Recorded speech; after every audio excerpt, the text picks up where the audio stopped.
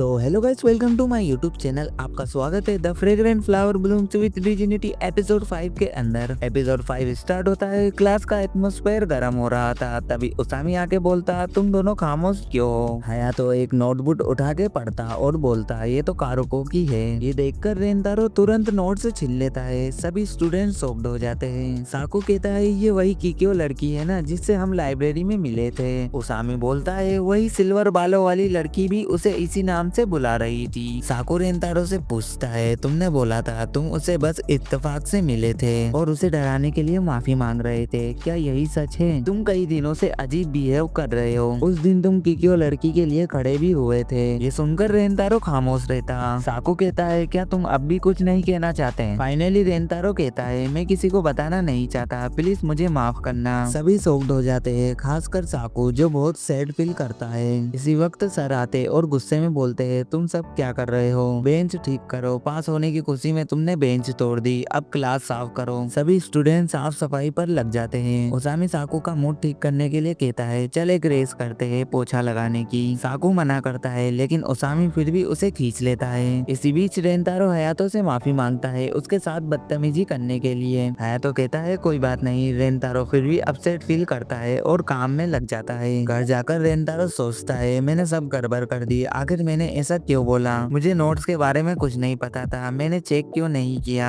रेंतारो उस लेटर के बारे में सोचकर दुखी होता। फिर वो कारुको को थैंक यू बोलने के लिए मैसेज करने बैठता है। कारुको उस वक्त पढ़ाई कर रही होती, तभी उसे रेंतारो का मैसेज आता है कि हमें रिजल्ट मिल गया है, मैं सारे सब्जेक्ट में पास हो गया, ये सब तुम्हारी वजह से हुआ, थैंक यू सो मच। ये पढ़कर कारुको ब्लश करती है और रिप्लाई देती, ये तो गुड न्यूज है, ये तुम्हारी मेहनत का नतीजा है। और साथ ही उसे स्पोर्ट्स फेस्टिवल में मजे करने के लिए कहती है। ये देखकर रेंतारो को अच्छा लगता है। तभी रेंतारो को सुबारू की वही बात याद आती कि कारुको को मेरे साथ किक्यो के टीचर्स ने देख लिया तो प्रॉब्लम हो जाएगी। इसी वजह से रेंतारो टेंशन में रहता है। दूसरी तरफ कारुको शर्माती है कि रेंतारो ने उसका मैसेज सीन कर लिया। वो सोचती है रेंतारो कौन सा स्पोर्ट खेलेगा। इसी सोच में कारुको बहुत एक्साइटेड रहती है। सीन शिफ्ट होता है स्कूल पर, जहाँ उसामी हयातो से कहता है, ये दोनों कल से एक दूसरे से बात नहीं कर रहे। साकू पहले मुझसे नाराज था, अब रेंतारो से है। हयातो उसामी से कहता है, रेंतारो हमारी हेल्प हमेशा करता है, इस बार तेरी बारी है भाई, तो उन दोनों की फ्रेंडशिप फिर से करवा। ये सुनकर उसामी पहले घबराता है, फिर कॉन्फिडेंस से कहता है, हाँ ये मैं बिल्कुल करूंगा। उसामी जोश में सबको कहता, स्पोर्ट्स फेस्टिवल में 3 दिन बाकी है, स्टार्टिंग में बेसबॉल है तो स्कूल की ट्रेनिंग ग्राउंड चलते हैं। साकू और रेंतारो दोनों चलने से मना कर देते हैं। ये सुनकर उसामी सैड फील करता और कहता, अब मुझसे और नहीं होगा, मैं सबके साथ स्पोर्ट्स फेस्टिवल खेलना चाहता हूँ। हयातो बोलता है, भाई तूने इतनी जल्दी हार मान ली। रेंतारो अपने घर की तरफ निकल जाता है। दूसरी तरफ साकू भी अकेले निकलने की तैयारी करता है। रास्ते में साकू अकेला चल रहा होता, सोच में डूबा। तभी उसामी और हयातो उसके पास आते हैं। वो साकू को पकड़ लेते हैं और कहते हैं, हम तुम्हें कहीं ले जा रहे हैं। साकू शॉक्ड होकर पूछता है, ये सब क्या है? हयातो हंसकर कहता है, घर जाते जाते थोड़ी गपशप हो जाए। साकू बोलता है, बात करने के लिए कुछ नहीं बचा। हयातो पूछता है, क्या तुम सच कह रहे हो? साकू चलते चलते कहता है, मैं बस गुस्सा हूँ। हयातो कहता है, ये इसलिए है क्योंकि रेंतारो किक्यो की लड़की के साथ है। साकू जवाब देता है, ऐसी बात नहीं है, रेंतारो हम पर ट्रस्ट नहीं करता। ये सुनकर लगता है साकू इस बात से सच में नाराज है। उसामी मजाक में उसके मजे लेते हुए कहता, मैंने नहीं सोचा था तू इतना इमोशनल टाइप का बंदा है, तू हमेशा करेले जैसी कड़वी बात करता है। साकू उन दोनों से सॉरी कहता है। ये सुनकर दोनों शॉक्ड हो जाते हैं। साकू कहता है, मैं इतना एटीट्यूड वाला बंदा सिर्फ रेंतारो की वजह से ही चिदोरी में घुल मिल पाया, इसलिए मुझे उसकी चिंता होती है। उसामी कहता है, वो हमेशा से ऐसा ही है, बिना सोचे दूसरों की हेल्प करना। उसे पता नहीं है कि हम उसके बारे में ऐसा सोचते हैं। रेंतारो एक अच्छा साफ दिल का लड़का है। हयातो कहता है, हाँ, और तूने नोटिस नहीं किया, लेकिन उसने बोला था कि वो हमें बताना नहीं चाहता। रेंतारो ने कभी सामने ये दिखाया नहीं कि कुछ हुआ है। ये पहली बार था जब उसने हमें अपनी फीलिंग्स बताई। मैं इस बात से खुश हूँ कि उसने छुपाना बंद किया, लेकिन जब तक वो खुद नहीं बताएगा हमें नहीं पता चलेगा क्या हुआ। मुझे यकीन है वो कभी ना कभी जरूर बताएगा। ये सुनकर साकू सोच में पड़ जाता है। उसामी साकू से कहता है, भाई खुश हो जा, चल रास्ते में खाना खाते हुए चलते हैं। दूसरी तरफ रेंतारो की मम्मी उसका फेस देखकर कहती है, तूने इतना उदास फेस क्यों बनाया है? रेंतारो जवाब देता है, मैं उदास नहीं हूँ। मम्मी कहती है, तुम्हारे फेस से साफ पता चलता है, क्या तुम किसी टेस्ट में फेल हुए हो? रेंतारो कहता है, इस बार मैं फेल नहीं हुआ। ये सुनकर मम्मी हंसने लगती है। उन्हें विश्वास नहीं होता कि रेंतारो पास हो सकता है। वो कहती है, जोक मारना बंद करो। रेंतारो कहता है, ये जोक नहीं है। ये सुनकर मम्मी हैरान होती और पूछती, क्या तुमने चीटिंग की? रेंतारो कहता है, ऐसा नहीं है, क्या आपको मुझ पर ट्रस्ट टेस्ट नहीं है। मम्मी कहती है तुम फेल नहीं हुए तो तुम्हारे मार्क्स कितने आए हैं? रेंतारो कहता है 59। ये सुनकर मम्मी कहती है ये तुम्हारे लिए बहुत ज्यादा है। तभी वहाँ कारुको आती है। उसकी वॉइस सुनकर रेंतारो नीचे छुप जाता है। कारुको कहती है इतनी रात को अचानक आने के लिए सॉरी, क्या आपके पास केक बचे हैं? मम्मी कहती है हाँ थोड़े बचे हैं, अगर तुम पहले आती तो काफी केक खा सकती थी। कारुको कहती है मैंने सोचा रिजल्ट आने के बाद रिवॉर्ड के तौर पर खाऊंगी। मम्मी बोलती है तुम रिजल्ट के बारे में कह रही हो। तभी रेंतारो मम्मी को चुप रहने का इशारा करता है, लेकिन मम्मी फिर भी रेंतारो को उठाती है और कहती है रेंतारो ने भी टेस्ट में अच्छा स्कोर किया है। रेंतारो को देखकर कारुको शॉक्ड हो जाती है और पूछती है तुम वहाँ नीचे कब से छुपे हुए थे? रेंतारो हड़बड़ा कर कहता है। तभी मम्मी बताती है हमारा ग्लास ट्रांसपेरेंट है, कारुको ने तुम्हें स्टार्टिंग में ही देख लिया था।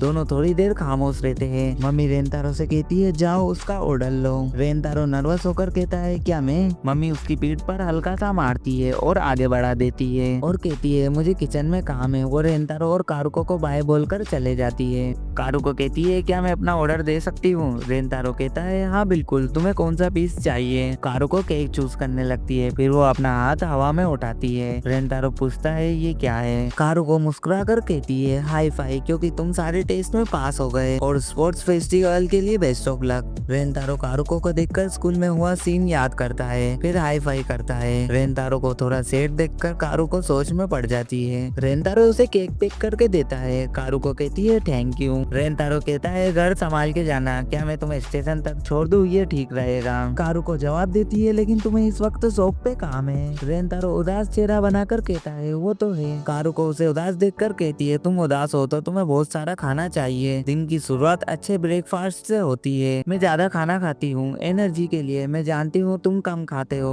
वो बोलते बोलते घबराती है और कहती है जो मैं कहना चाह रही थी मैं कह नहीं पा रही। ये सुनकर रेंतारो हंसने लगता है। कारुको पूछती है तुम हंस क्यों रहे हो? लेकिन रेंतारो की हंसी रुकती ही नहीं है। कारुको उसे देखकर कहती है मैं खुश हूँ। यहाँ से रोमांटिक वाइब क्रिएट होती है, दोनों एक दूसरे को देखते रहते हैं। कारुको कहती है मैं फिर से केक के लिए आऊंगी। वो रेंतारो को बाय बोलकर वहाँ से चले जाती है। मम्मी वापस आती है और पूछती है क्या कारुको चली गई? रेंतारो कहता है हाँ। मम्मी रेंतारो का खुशी भरा चेहरा देखकर चुपचाप चली जाती है। रेंतारो सोचता है मेरा दिल फिर से जोर से धड़क रहा है, लेकिन वो पल बहुत अच्छा था। कारुको बहुत अच्छी है। जब सुबारू ने मुझे सब बताया तब मुझे लगा कि उसकी बात सही है, हमें एक दूसरे से मिलना नहीं चाहिए, लेकिन मेरे मुंह से अपने आप निकल गया कि मैं ये नहीं कर सकता। कारुको एक साफ दिल और मेहनती लड़की है, मैं सच में उसकी रिस्पेक्ट करता हूँ, लेकिन मेरी कुछ फीलिंग्स ऐसी है जिन्हें मैं बता नहीं सकता। ये सोचते हुए रेंतारो मोबाइल निकालकर मैसेज खोलता, फिर अपना मोबाइल गले लगाते हुए नीचे बैठ जाता। हमें स्टेशन का सीन दिखाया जाता जहाँ कारुको ट्रेन का वेट करते हुए सोचती है मैंने कभी नहीं सोचा था कि मैं उससे अचानक मिलूंगी, लेकिन थोड़ी सी उम्मीद थी। मैंने पहली बार उसे ऐसा हंसते हुए देखा। वो मोमेंट थोड़ा रोमांटिक था। मुझे खुशी है कि वो हंसा। कारुको रेंतारो का थोड़ा सैड फेस याद करके सोच में पड़ जाती है। वो अपना मोबाइल निकालकर उनकी पुरानी चैट खोलती है और सोचती है मुझे उससे पूछना चाहिए कि उसे क्या प्रॉब्लम है। तभी उसके मोबाइल पर एक मैसेज आता है। वो उसे देखकर हैरान रह जाती है। रेंतारो के घर पर मम्मी उसे देखकर कहती है अच्छा हुआ तुम आ गए, डिनर बस तैयार है। रेंतारो कहता है वो तो ठीक है, लेकिन कल की तैयारी का क्या? मम्मी जवाब देती है मैं वो बाद में कर लूंगी। रेंतारो टेबल पर डिशेस देखकर पूछता है इतनी सारी अच्छी डिशेस क्यों है? मम्मी मुस्कुरा कर कहती है तुम्हारे पास होने की खुशी में इसे सेलिब्रेशन मान लो। रेंतारो कहता है पहले तो आपको मुझ पर ट्रस्ट नहीं था।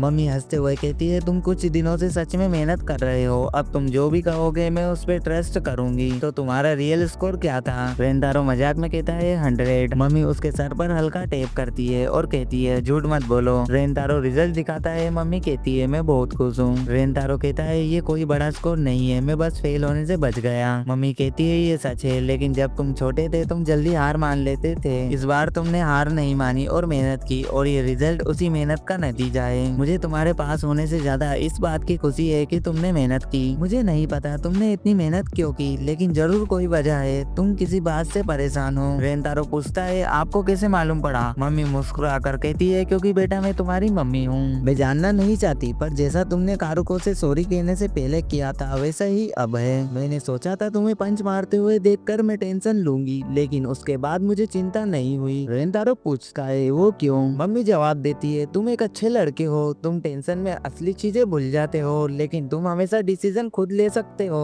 इसलिए मुझे तुम्हारे मामलों में दखल देने की जरूरत नहीं है। और जब तक तुम एक अच्छी लाइफ जी रहे हो मुझे और कुछ नहीं चाहिए। हमें सुबारू को दिखाया जाता वो अकेली पार्क में बैठी अपने और कारुको के पास्ट के बारे में सोच रही होती। तभी कारुको आती है और कहती है तुम्हें वेट कराने के लिए सॉरी। सुबारू पूछती है क्या तुम कहीं घूमने गई थी, तुमने इतने अच्छे कपड़े पहने हैं। कारुको कहती है हाँ मैं एक जगह गई थी। सुबारू का चेहरा थोड़ा उदास रहता। कारुको पार्क देखकर कहती है मुझे हमारे बचपन के दिन याद आ गए, मैं बहुत टाइम से यहाँ नहीं आई, बचपन में हम दोनों यहाँ बहुत खेले थे। कारुको पूछती है तुम किस बारे में बात करना चाहती हो, तुम्हारा मैसेज देखकर मुझे चिंता हुई, तुम कल स्कूल में भी बता सकती थी। सुबारू जवाब देती है हम स्कूल में इस बारे में बात नहीं कर सकते क्योंकि ये रेनतारो के बारे में है, मैंने उससे बात की थी। और इसी के साथ ये एपिसोड खत्म होता। तो गाइस वीडियो अच्छी लगी हो तो लाइक कर देना और चैनल को भी सब्सक्राइब कर लेना और मैं आपसे मिलता हूँ नेक्स्ट वीडियो में। तब तक के लिए take care and good bye.